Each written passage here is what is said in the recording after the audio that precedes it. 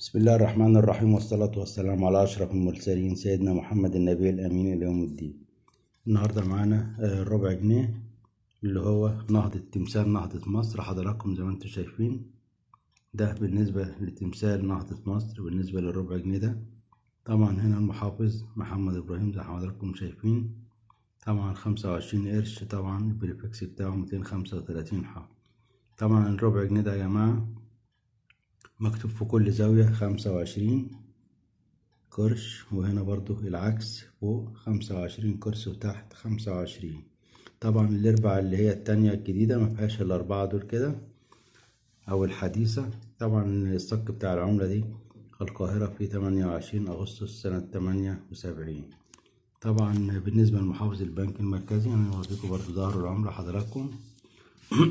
هنا الصقر بالنسبة للعملة ديت زي ما حضراتكم شايفين. هنجيب بقى الربع جنيه التاني عشان نقدر نقارن ده.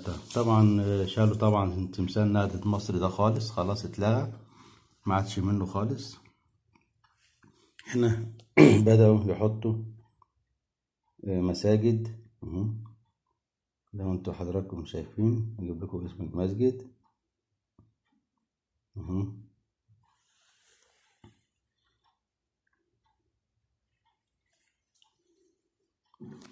هقراه لكم دلوقتي. اسم المسجد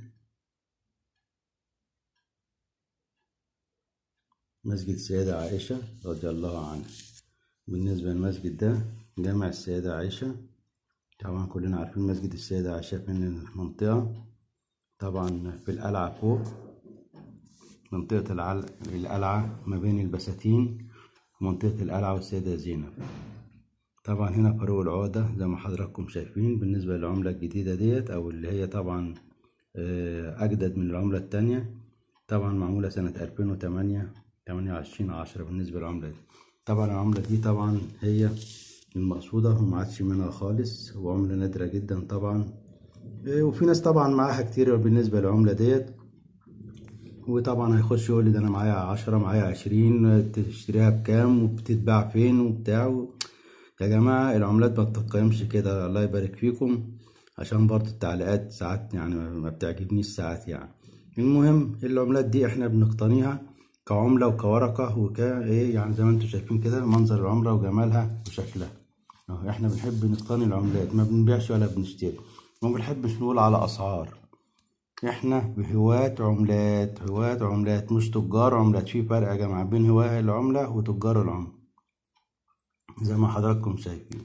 طبعا ما تنسوناش باللايك للقناة عشان يوصل لكم كل جديد، فضلا وليس امرا.